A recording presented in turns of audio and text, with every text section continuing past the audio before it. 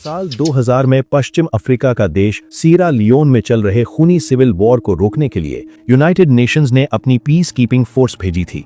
इस मिशन का सबसे अहम हिस्सा थी भारतीय सेना की 5th of the 8 Gorkha rifles. इनका काम लड़ना नहीं बल्कि वहां शांति बनाए रखना था। लेकिन मई 2000 में RUF यानी रेवोल्यूशनरी यूनाइटेड फ्रंट नाम के एक बागी संगठन ने वहां आए सैनिकों को धोखा दिया और भारतीय सेना के 223 सैनिकों और 11 मिलिट्री ऑब्जर्वर्स को उन्हीं के बेस कैंप में चारों तरफ से घेर लिया। ये कोई 1 या 2 दिन का मामला नहीं था, बल्कि ये सीज यानी घेराबंदी पूरे 75 दिनों तक चली। भारतीय सैनिकों के पास हथियार थे, लेकिन UN के नियमों के चलते वो फायर नहीं कर सकते थे। स्थिति और भी गंभीर तब हो गई जब ये पता चला कि विद्रोहियों ने UN के कम्युनिकेशन सिस्टम पर कब्जा कर लिया है। यानी भारतीय सेना जो भी रेस्क्यू प्लान बनाती, दुश्मन उसे पहले ही रेडियो पर सुन लेता था। ऐसे में भारतीय सेना ने एक ऐसी रणनीति अपनाई जिसने दुनिया भर के रक्षा विशेषज्ञों को हैरान कर दिया। दुश्मन को चकमा देने के लिए किसी हाईटेक एन्क्रिप्शन का नहीं, बल्कि भारत की एक क्षेत्रीय भाषा मलयालम का इस्तेमाल किया गया। ये किस्सा है भारतीय वायुसेना, पैरा स्पेशल फोर्सेस और गोरखा रेजिमेंट के एक संयुक्त और सफल मिशन का, जिसे नाम दिया गया ऑपरेशन खुखरी। इसकी शुरुआत होती है 1990 के दशक के आखिर से। पश्चिम अफ्रीका का एक छोटा सा देश सिएरा लियोन एक भयानक गृहयुद्ध की आग में जल रहा था, और इस लड़ाई की सबसे बड़ी वजह थी हीरे, जिन्हें दुनिया ब्लड डायमंड्स के नाम से जानती है। यहाँ की सरकार के खिलाफ विद्रोहियों का एक खूंखार संगठन खड़ा था, RUF यानी रेवोल्यूशनरी यूनाइटेड फ्रंट। इनका लीडर था फोडे संको और इसका फील्ड कमांडर था सैम बोकारी, जिसे लोग डर के मारे जनरल मॉस्किटो बुलाते थे। ये विद्रोही इंसान नहीं, दरिंदे थे। इनका काम करने का तरीका बहुत खौफनाक था। पहले ये गांवों पर हमला करते और फिर वहां के बेगुनाह नागरिकों के हाथ और पैर कुल्हाड़ी से काट दिया करते थे, ताकि वो कभी सरकार के लिए काम न कर सके। जब इन अत्याचारों की खबरें पूरी दुनिया में फैलीं, तो यूनाइटेड नेशंस ने दखल दिया। वहां शांति बहाल करने के लिए एक पीस कीपिंग मिशन भेजा गया। इस मिशन में दुनिया भर की फौजें थीं, लेकिन सबसे बड़ी और सबसे अहम टुकड़ी भारतीय सेना की थी। भारतीय सेना की 5th of the 8 Gorkha rifles को देश के सुदूर इलाके कायलाहुन में तैनात किया गया। इस कंपनी की कमान संभाल रहे थे मेजर राजपाल पुनिया। शुरुआत में हालात सामान्य लग रहे थे, इसलिए मेजर पुनिया ने समझदारी दिखाते हुए स्थानीय रिबेल कमांडर कर्नल मार्टिन के साथ अच्छे संबंध बना लिए थे। कर्नल मार्टिन अक्सर मेजर पुनिया से मिलने उनके कैंप आता था। वो गोरखा सैनिकों की खुखरी को बड़े चाव से देखता और उनकी वीरता की तारीफ करता था। लेकिन मेजर पुनिया को अंदाजा नहीं था कि ये शांति दरअसल तूफान से पहले की खामोशी थी। मई 2000 में RUF ने अपनी असलियत दिखाई और शांति समझौते को तोड़ दिया। विद्रोहियों ने केनिया और जाम्बिया के पीस कीपर्स को धोखे से बंधक बना लिया और उनके हथियार छीन लिए, और अब उनकी नजर भारतीय सैनिकों पर थी। कर्नल मार्टिन ने मेजर पुनिया को एक पीस मीटिंग के बहाने जंगल में बुलाया, लेकिन जब मेजर पुनिया वहां पहुंचे तो मंजर कुछ और ही था। उन्होंने देखा कि वो अकेले हैं और चारों तरफ हजारों हथियारबंद विद्रोही उन्हें घेरे खड़े हैं।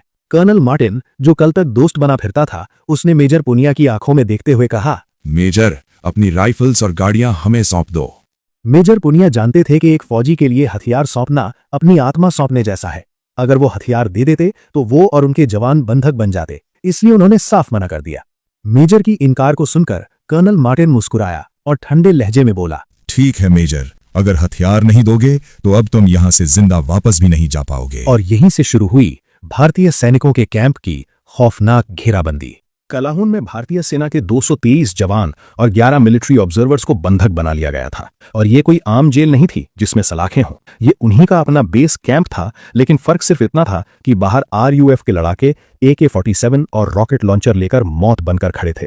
अगर कोई भी बाहर निकलने की कोशिश करता तो उसे गोलियों से छलनी कर दिया जाता। ये घेराबंदी 1 या 2 हफ्ते की नहीं, बल्कि पूरे 75 दिनों तक चली। बाहरी दुनिया से संपर्क टूट चुका था और राशन के ट्रक आने बंद हो गए थे।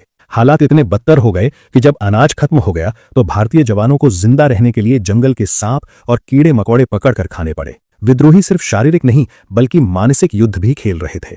वो जानते थे कि अगर फौजी का मनोबल टूट गया तो वो हार मान लेगा, इसलिए विद्रोही रात भर अपने ट्रकों पर तेज आवाज में संगीत बजाते, गालियां देते और बीच बीच में कैंप पर मोटार दागते, ताकि भारतीय सैनिक एक पल के लिए भी सो न सके। लेकिन मेजर पुनिया ने अपने जवानों का हौसला टूटने नहीं दिया। वो हर सुबह उसी अनुशासन के साथ पीटी और परेड करवाते और जवानों को याद दिलाते कि वो भारतीय सेना का हिस्सा है। दूसरी तरफ नई दिल्ली और संयुक्त राष्ट्र मुख्यालय में हड़कंप मचा हुआ था। UN का कहना था, बातचीत करो, मामला शांति से सुलझाओ। लेकिन भारतीय सेना जानती थी कि इन विद्रोहियों की जुबान पर भरोसा नहीं किया जा सकता। अब बातचीत का समय खत्म हो चुका था और तभी आर्मी चीफ और भारत सरकार ने फैसला लिया कि बहुत हो गया शांति का नाटक, अब युद्ध होगा। अपने जवानों को बचाने के लिए एक बड़े रेस्क्यू ऑपरेशन का प्लान तैयार किया गया, लेकिन इस प्लान के सामने एक बहुत बड़ी तकनीकी समस्या थी। समस्या ये थी कि विद्रोहियों ने यूएन के सैनिकों से उनके रेडियो सेट्स छीन लिए थे। इसका मतलब ये था कि हम जो भी प्लान बनाते वो दुश्मन पहले ही सुन लेता था। चाहे हम हिंदी में बात करें या अंग्रेजी में, दुश्मन सब समझ रहा था। अगर कमांडर आदेश देता अल्फा टीम बाएं मुड़ो, तो विद्रोही पहले से ही बाईं तरफ घात लगाकर बैठ जाते। हमारी हर खुफिया जानकारी लीक हो रही थी। अब सवाल यह था कि अपने लड़कों को मौत के मुंह से कैसे निकाला जाए जब दुश्मन आपकी हर चाल जानता हो। तभी मेजर जनरल वी.के. जेटली ने एक ऐसा दांव खेला जो दुश्मन की सोच से परे था। उन्होंने सोचा, भारत विविधताओं का देश है और हमारे पास इतनी भाषाएं हैं, क्यों ना हम एक ऐसी भाषा का इस्तेमाल करें जो इन अफ्रीकी विद्रोहियों ने सपने में भी ना सुनी हो। और तब फैसला लिया गया, पूरे ऑपरेशन के कम्युनिकेशन के लिए मलयालम भाषा का इस्तेमाल किया जाएगा। अब भारतीय सेना ने अपनी चाल बदल दी। रातों रात सारी टैक्टिकल कम्युनिकेशन को अंग्रेजी और हिंदी से हटाकर मलयालम भाषा में शिफ्ट कर दिया गया। रात के समय जब आरयूएफ का रेडियो ऑपरेटर हेडफोन लगाकर बैठा था, इस उम्मीद में कि वो भारतीय सेना का अगला कदम जान लेगा, लेकिन उसे सुनाई दिया, नमस्कारम, इविडे एंथा स्थिति। ये सुनकर विद्रोहियों का दिमाग चकरा गया। उन्होंने अंग्रेजी सुनी थी, हिंदी समझी थी, लेकिन ये भाषा उनके लिए किसी हाई लेवल एन्क्रिप्टेड कोड से कम नहीं थी। उन्हें लगा कि भारतीय सेना किसी हाई टेक एन्क्रिप्टेड कोड का इस्तेमाल कर रही है जिसे डिकोड करना नामुमकिन था, जबकि असल में ये केरल के सैनिकों की मातृभाषा थी। भाषा की बाधा पार करने के बाद अब बारी थी रणनीति की। प्लान सिंपल लेकिन बेहद खतरनाक था, जिसे मिलिट्री भाषा में हैमर एंड एनविल स्ट्रैटेजी कहा जाता है, यानी हथौड़ा और निहाई। एनविल ये रोल था मेजर पुनिया की उस टीम का जो अंदर फंसी हुई थी। उनका काम था विद्रोहियों को तब तक रोके रखना जब तक मदद ना आ जाए और मौका मिलते ही अंदर से हमला करना। हैमर ये एक भारी भरकम रेस्क्यू टीम थी, जिसे बाहर दारू शहर से तूफान की तरह अंदर घुसना था और विद्रोहियों को बीच में रखकर कुचल देना था। इस मिशन को अंजाम देने के लिए जमीन और आसमान दोनों से घेराबंदी की तैयारी की गई। भारतीय वायुसेना ने अपने घातक Mi-35 अटैक हेलीकॉप्टर्स तैनात किए, जो आसमान से आग बरसाने के लिए तैयार थे। जमीन पर दुश्मनों का सफाया करने के लिए इंडियन पैरा स्पेशल फोर्सेस के कमांडो को उतारा गया और भारी हथियारों और सैनिकों को तेजी से लाने के लिए ब्रिटिश SAS ने अपने विशाल चिनूक हेलीकॉप्टर्स मुहैया कराए। यहां एक बात नोट करने वाली है कि दुनिया भर में ब्रिटिश SAS यानी स्पेशल एयर सर्विस अपनी ताकत के लिए मशहूर है, लेकिन इस मिशन में उनका रोल सिर्फ सपोर्ट का था। वो सिर्फ ट्रांसपोर्ट संभाल रहे थे। असली लड़ाई, असली एक्शन जमीन पर भारतीय सेना के पैरा कमांडो और गोरखा रेजिमेंट के शेर लड़ रहे थे। ये दुनिया को दिखाने का मौका था कि इंडियन आर्मी किसी से कम नहीं। इस मिशन की तारीख तय की गई 15 जुलाई 2000 और वो नाम दिया गया जो गोरखा राइफल्स की पहचान और शान है, ऑपरेशन खुकरी। 15 जुलाई की सुबह सियरा लियोन के आसमान में घने बादल छाए हुए थे और मूसलाधार बारिश हो रही थी। खराब मौसम किसी भी हवाई ऑपरेशन के लिए सबसे बड़ा दुश्मन होता है, लेकिन भारतीय सेना के लिए अब रुकना मुमकिन नहीं था। जैसे ही सूरज की पहली किरण दिखी, कैलाहुन बेस कैंप के अंदर मेजर पुनिया ने अपने जवानों को आखिरी आदेश दिया। ये वो पल था जब शांति दूत का चोला उतर गया और योद्धा जाग उठा। सैनिकों ने अपनी नीली संयुक्त राष्ट्र की टोपियां उतार फेंकी और माथे पर कॉम्बैट पटका बांध लिया। अब वो यूएन के सिपाही नहीं बल्कि महाकाली के भक्त बन चुके थे। और फिर जंगल में वो आवाज गूंजी जिससे दुश्मन की रूह कांप गई। जय महाकाली, आयो गोरखाली। गोरखा पलटन भूखे शेर की तरह अपने कैंप से बाहर निकली और विद्रोहियों पर टूट पड़ी।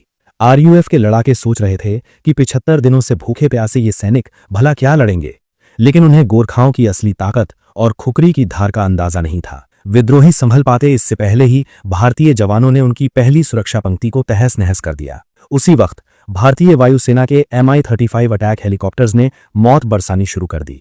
लेकिन ये इतना आसान नहीं था, क्योंकि घने बादल इतने नीचे थे कि कुछ दिखाई नहीं दे रहा था।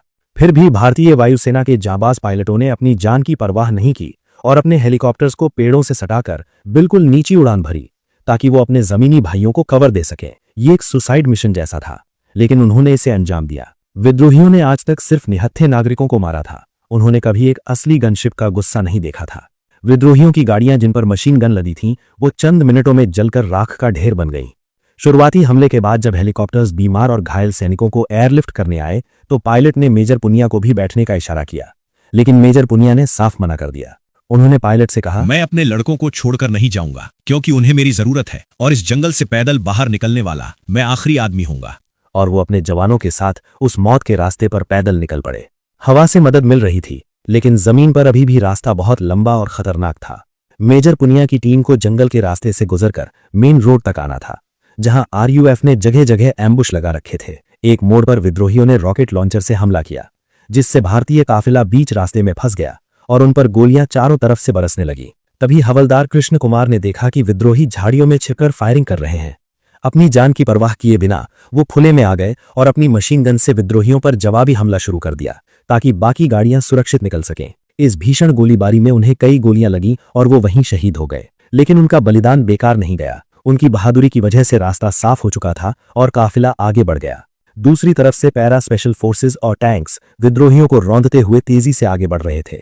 आखिरकार पेंडेम्बू शहर के पास दोनों टीमें मिल तो गईं, लेकिन मिशन अभी खत्म नहीं हुआ था। असली चुनौती अभी बाकी थी। भारतीय सैनिकों को अब विद्रोहियों के गढ़ से निकलकर वापस अपने सुरक्षित बेस दारू तक का 80 किलोमीटर का सफर तय करना था, और ये रास्ता आसान नहीं था। जंगल में छिपे आरयूएफ के लड़ाके बौखलाए हुए थे। उन्होंने वापसी के रास्ते पर जगह जगह एम्बुश लगा रखे थे। जैसे ही भारतीय काफिला आगे बढ़ा, विद्रोहियों ने फिर से फायरिंग शुरू कर दी, लेकिन इस बार बाजी पलट चुकी थी। अब भारतीय सेना के पास BMP-2 इन्फेंट्री कॉम्बैट व्हीकल्स थे। जब विद्रोहियों ने गोलियां चलाईं, तो जवाब में BMP टैंकों की तोपों ने आग उगलनी शुरू कर दी। जंगल में छिपा दुश्मन जो खुद को शेर समझ रहा था, भारतीय टैंकों की गरज के आगे भीगी बिल्ली बन गया। मेजर पुनिया और उनकी टीम ने जाते जाते विद्रोहियों को एक ऐसा सबक सिखाया जो वो कभी नहीं भूलेंगे। पेंडेम्बू में स्थित आरयूएफ के हेडक्वार्टर्स और उनके गोला बारूद के गोदामों को भारतीय सेना ने तबाह कर दिया। इस ऑपरेशन में इंडियन आर्मी ने रिबेल्स की कमर तोड़ दी। बताया जाता है कि करीब 500 के आसपास रिबेल्स मारे गए। आरयूएफ का खौफ जो पूरे सियरा लियोन में था, वो एक ही दिन में खत्म हो गया। वहां के लोग सड़कों पर उतर आए और इंडिया इंडिया के नारे लगाने लगे। कर्नल मार्टिन, जो मेजर पुनिया को धमकी देता था, वो अपनी जान बचाकर जंगल में भाग गया। उस दिन रिबेल्स को समझ आ गया कि गोरखा की खुकरी सिर्फ दिखाने के लिए नहीं होती। मेजर राजपाल पुनिया वापस इंडिया आए। उन्हें युद्ध सेवा मेडल मिला और आज दुनिया भर की मिलिट्री एकेडमीज में ऑपरेशन खुकरी पढ़ाया जाता है। अगर आपको इंडियन आर्मी की ये दास्तान पसंद आई हो तो इस वीडियो को लाइक करना ना भूलें।